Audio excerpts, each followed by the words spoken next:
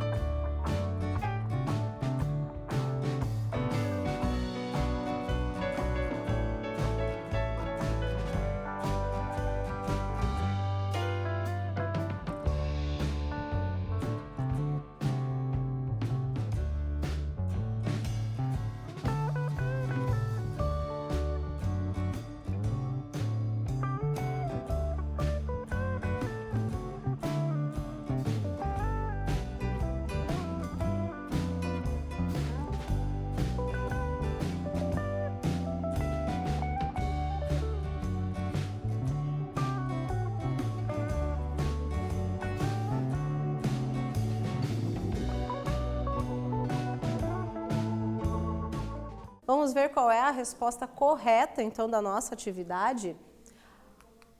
A pergunta era: em que princípios se baseia a teoria econômica da fisiocracia? E uma das respostas possíveis, a gente está falando de uma questão discursiva, né? A agricultura seria a fonte geradora de riqueza de uma nação. O Estado, o governo, deve garantir a segurança da posse das propriedades para garantir a estabilidade da ordem econômica. Bom, a gente respondeu essa atividade e agora nós partimos para uma outra atividade. Vejam só, quero que vocês montem uma tabela com duas colunas cujos títulos sejam mercantilismo e fisiocracia. Entre os itens abaixo, vocês vão agrupar, né, na primeira coluna aqueles que se referem ao mercantilismo e os que se referem, né, à ordem da fisiocracia na segunda coluna. Então, nós temos aqui, nesse quadro abaixo, esses itens que fazem parte das ideias tanto do mercantilismo quanto da fisiocracia, e eu espero que vocês aguardem, né, reúnam essas duas informações nas colunas. A gente já volta para ver como vocês organizaram isso.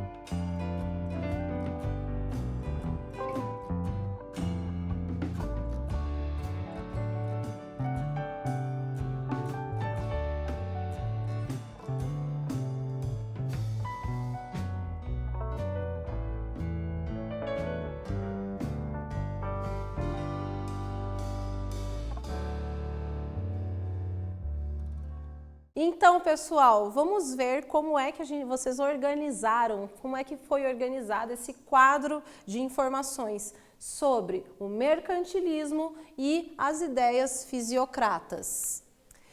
Então, aqui nós temos as ideias, né, do mercantilismo. Quais são algumas delas? A intervenção do Estado, os séculos XV a XVIII, o monopólio, o protecionismo e o metalismo.